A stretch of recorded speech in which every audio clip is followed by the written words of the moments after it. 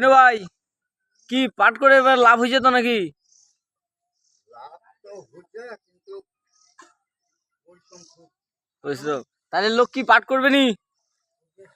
তো তুই আরো করবো না নাই? আমি আর করিনি, কয়াতে উঠে এ, ওদের সব কয়াতে কেন কেন কেন করবো নি? খরচ বেশি, দামও তো বেশি। দাম বেশি হলে কি হবে? 25 মাটি কামাইতে লাগছে 2500, 2500, 25 শতক মাটি কামাইতে লাগছে 2500 টাকা। হ্যাঁ, আবার কাঠ আনিলে 5000 টাকা। তাহলে তুই আর করবো নি? 25 মাটি পাট কাটিতে 5000 টাকা, কাটানি উগানি 5000 টাকা। হ্যাঁ, তাহলে তুই আর পাট করবো নি? আর ঝিলে কিভাবে হচ্ছে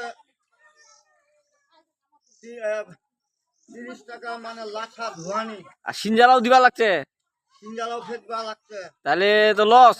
লস, কারোর লাভ নাই। আচ্ছা।